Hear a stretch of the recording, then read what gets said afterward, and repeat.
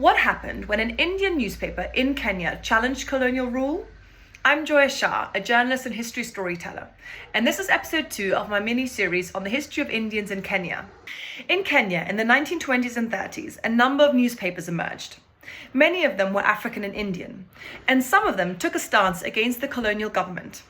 While they had different political leanings and priorities, many of them collaborated with each other, sharing printing presses, ideas, and writers.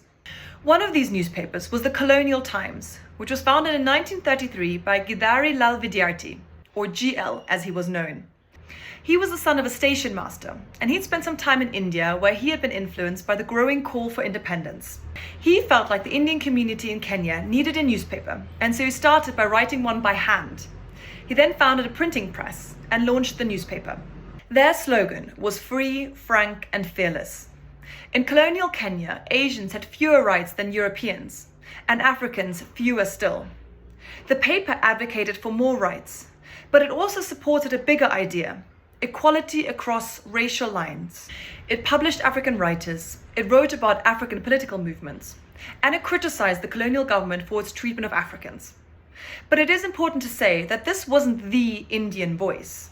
Like any other community, the Indian community was not unified in its views.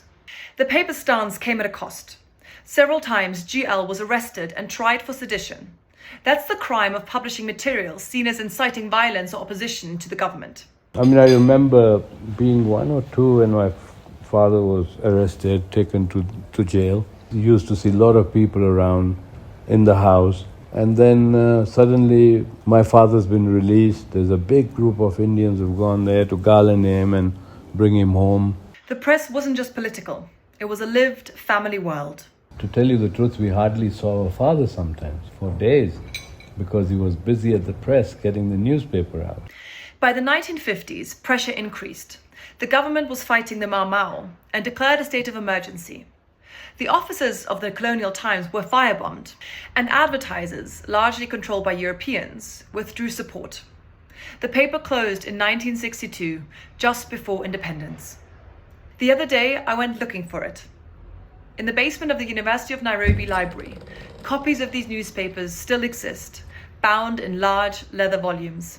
I sat there for hours, turning the pages. I wanted to understand its legacy.